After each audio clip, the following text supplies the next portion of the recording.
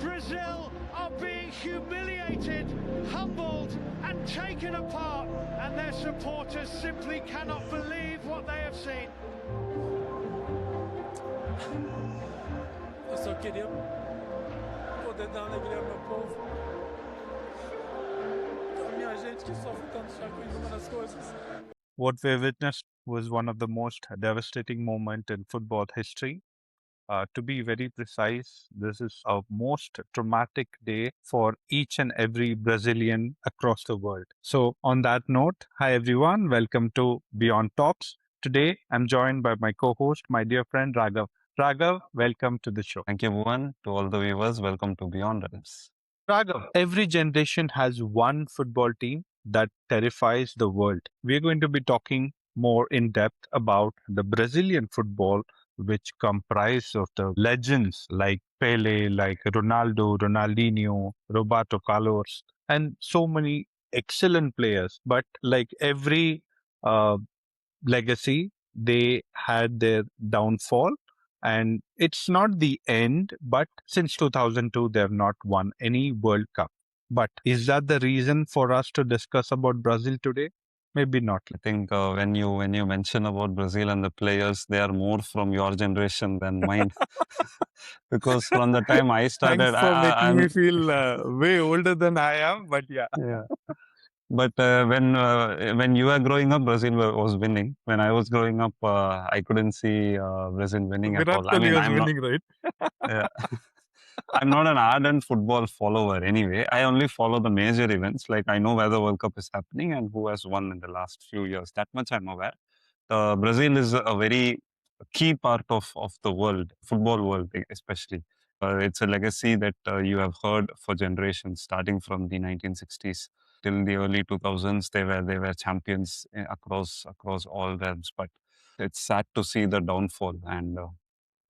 And yeah, it's like when you compare it to in betting terms, it's like Australia winning continuously for the last 2-3 decades, and suddenly I mean, they haven't started losing yet, but I'm saying if they don't win a World Cup for the next 15 years, that's how the cricket fans will feel. So I can empathize with the Brazilian fans, yeah, and also the moment that 7-1.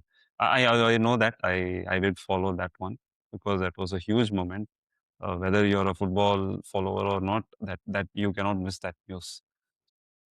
See, Brazil, if you actually see how this game itself came to the country, is very interesting. When Brazilians started taking up football, there was a lot of positive things happening. I think what I've read, what I can recollect is in the year 1958, some magic happened, and that was our legend, the most beloved player in the entire earth, Pele got into the scene, and he sort of sculpted the way things are right now. I still fondly remember uh, my uncle is I mean, he was very much into football. He loved football, and he used to share some of the stories of Pele days where Pele had a goal. He had kicked the ball, and he did not enter the goal post. Okay, he went to the referee. He told him, check the measurement of the goalpost. It is not right. And goalie brought the measuring tape, and he actually measured. They found it was 1 foot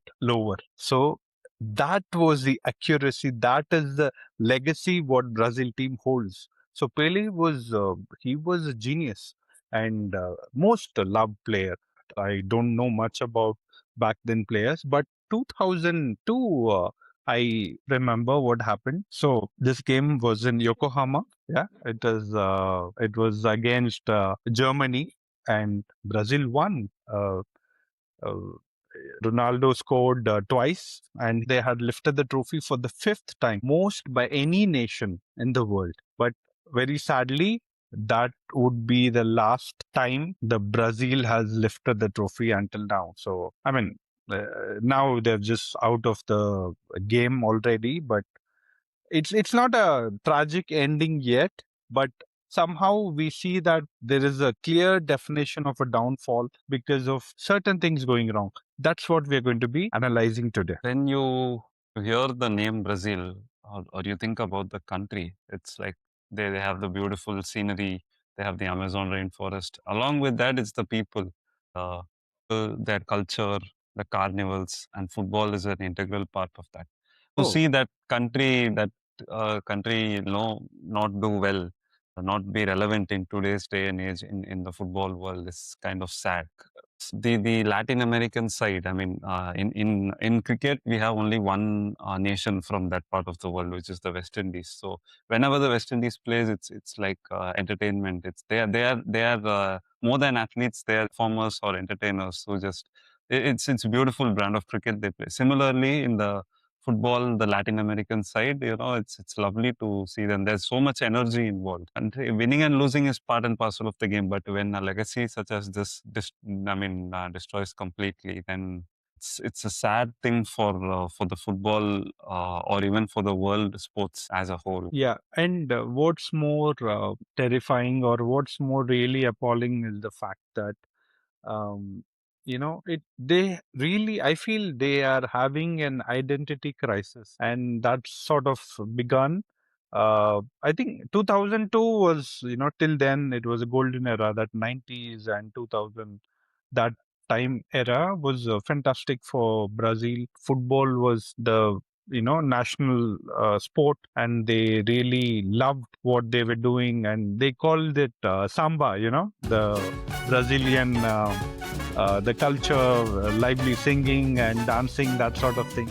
It was part and parcel of their life. But something changed, because, you look at the history. History always teaches us something, which, in case if we have understood, we don't go wrong. But then there was not a single player for you to rely on. You never had uh, one person leading the entire nation's burden. You had a team, you had a beautiful Yeah. team. People loved the team. People encouraged everyone. They went out, they had fun, they played extremely well. It was a very, very coordinated attack. They used to have this magical quarter, they used to have Ronaldinho, Ronaldo, Kaká, Adriano. All these players contributed immensely. Still, whenever free kicks are being taken by Roberto Carlos, banana kick, entering the goalpost. Oh my God, it was so magical. What changed? What really happened? I think 2010 saw this identity crisis, what I was talking about, and it also sort of gave way for them to move away from traditional Brazilian coach being the head. They forgot their samba, they forgot their flair for the football, they forgot. They all thought it is good to become more efficient, and they started looking for a coach outside, which is not heard of. It was always Mm. Brazilian to be the head. That's where I feel probably their downfall started. It started from there, and yeah, it was a very testing moment for them, I would say. Yeah, so 2010, I would Mm. say probably the downfall has started, and not only changing the decision for having a foreign national coach, but also one thing they started getting wrong from the grassroots level was reliance on a particular player. Neymar, he was one of the best player at that point of time. He became household name. He started, every marketing campaign you could see Neymar in the picture, and the expectation rose, and Brazil slowly started becoming something else. They stopped being a team. They started becoming like a one-man project. That was 2010 and 2014. That was the nail in the coffin, where World Cup was, the 2014 World Cup was hosted by Brazil. It is generally accepted when you have the host nation. Generally, you are expected to perform better than the condition, the situation much better, and you have a entire country supporting you. What more can you think of? But Neymar got injured. There were a few players who were sidelined, and a lot of things happened. And then comes the most devastating moment, uh, 7-1. I think that was one of the most difficult time in the entire history of football, and they lost against a very very formidable team. And Germany, I think it was not like revenge or something. It's just that they played extremely well. And there's also a very interesting story which I just came across. The coach of Germany back then, he had instructed their players because they were already 5-0, or yeah, already told them it will be very embarrassing for Brazil. Stop scoring goals. Just take it slow. This was the instruction. And there was a player, he probably didn't hear it or something. A lot of excitement. He went on to score two more goals towards the end. And that's where you get this 7-1. They just they didn't beat Brazil that day. They shattered an identity, what you associate football with, and it became a national trauma. That was, I think, one of the most defining moments of football history. You gave us a lot of information in that time. From a non-football fan, it's like it's interesting to hear all this. But I read an interesting article a couple of days ago. So you mentioned about this identity crisis. So Brazil was having a good time. They were predominantly Catholic Christians, and and it's been mentioned that because many people inside the team have changed, and especially Neymar for that matter, has changed from being a Catholic to a Protestant. They have started following the individualistic theory more. Like, I'm playing for myself, I'm playing for the God, rather than I'm playing for the team. They started making football as with a lot of discipline, with a lot of organized flavor, like how it's done in Europe, compared to enjoying the sport for what it is. The Brazil's culture kind of changed, and this was a very funny theory. Like instead of acknowledging the fact that you have lost a game and to find out where you have lost or why you have lost, to do that kind of brainstorming, instead of that, they just let it go that God is responsible today. And God did not want me to win, and it took that kind of route. I mean, I don't know if it's true or not, like, but I saw this and it's immediately cracked me up. It's a correlation. Like, they started turning into Protestants and they started losing. We don't know if it's the causation, but this theory was very, very interesting. I mean, I would rather not mix religion with sport, but I totally hear what you're saying. I did come across that article. I think it was on Reddit or something. Yeah. Yeah. So the theory is, when they were womanizing, when they were drinking, when they were having a lot of fun, they used to be great players. Now they are very, more focused. And I don't think that has got anything to do with, but it was a systemic problem, I would say. When you grow up in such a nice environment, you also get swayed with what, that's something very sadly, it happens in most of the country. You start thinking a westernized thought or westernized way of living is the way forward. That is totally incorrect. You take any player right now in Brazil, as soon as they turn 18, they enroll into beautiful, most expensive, good paying clubs, and they go to Europe. And see, Brazil was such a country, it was teaching football to every nook and corner in the world. But now it has become, instead of Brazil teaching to Europe, Europe has started teaching Brazil. And even the coach, you see, he is a European, Carlo Ancelotti. So it's for, from far you might think that this is ridiculous, but it makes sense. You have a lot of players who have been born up, who have been raised in Europe, and why not have a European coach? It makes a lot of sense. So that's where I think it's a dynamic shift. You forget who you are. That's what I was talking about, identity crisis, and it's very sad to say that, but they were teaching football to everyone, and they ended up taking coaching. You don't lose your spine, because you want your face to look good.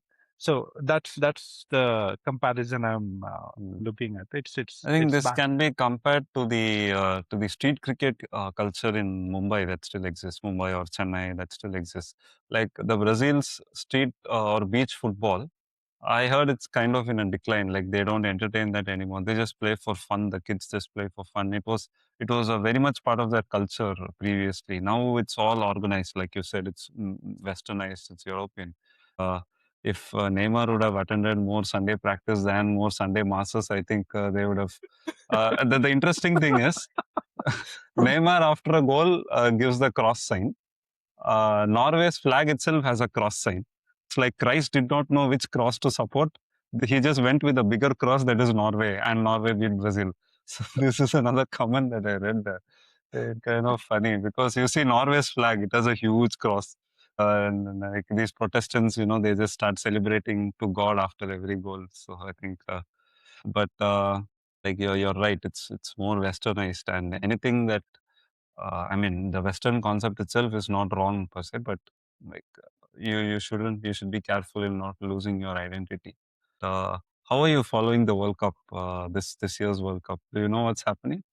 Not really, Raghav. I'm not following football, but I would love to. It's just that I don't know. What about you? Who is winning and what's happening with football currently? I follow the results. Like quarterfinals is going on. One match just got over yesterday. You should have seen the France versus Morocco memes. Like whoever wins, Paris is gonna get burnt because it's Islamic Republic of France versus Morocco. Yeah, fight for Paris. That is one game. There's another interesting game: England versus Norway. I think, yeah, England versus Norway. That's a big game. Himself, two matches are kind of predictable. There's Argentina versus and Spain. I think these are the other two. Argentina is playing Switzerland and Spain is playing against, I'm not sure which country, but these two are a bit predictable. But I still feel it's going to be a France versus Argentina final. I'm not sure. It could be. I don't know if they meet in semis. I'm not sure with the fixtures, but I don't want a repeat of 2022 finals. If it's a new team, it would be better. Yeah. Yeah, I mean, I do follow news sometimes, right? So I was seeing Paris streets are being fortified. All these stores are, they're having a reinforcement, steel reinforcement, just so that they don't get burnt up. I mean, that's crazy. That's crazy, Raghav. I mean, But then, what to do? France and England are the only two Islamic nations still left fighting in this World Cup. That's another meme that's going on. And we'll talk about it some other day. We'll just Yeah, leave it yeah. as a meme as it is. Yeah. Well, I think that's about it for Brazil. Then, like, has that magic gone forever? What would you say? I feel the pain in your voice when you're describing about the Brazilian football. Do you think is there any like how the Christ has risen from the dead? Do you think Brazil can come back after 3 years? See, magic will not go forever. It's still there. It is there. It's just that they'll regroup. They will start planning better, and they will come stronger. This is Brazil. I'm very sure. It's beyond cultures. There are hidden talents. There's pure talent which is yet to be identified, and people will start focusing more. And definitely, it won't be a disappointment for football fans. Brazil will rise again, and why not see Brazil lift the World Cup for the sixth time? You never know. Things are not that fast. Strange things happen. Let's see. But thank you, Bhuvan. And guys, let us know in the comments if you think Brazil will bounce back after this debacle, this long legacy that has fallen. So we would love to have your thoughts. And thank you, Bhuvan. Thank you, guys, for joining us today. Please don't forget to like, share, comment, and subscribe for such interesting contents. Bye, everyone.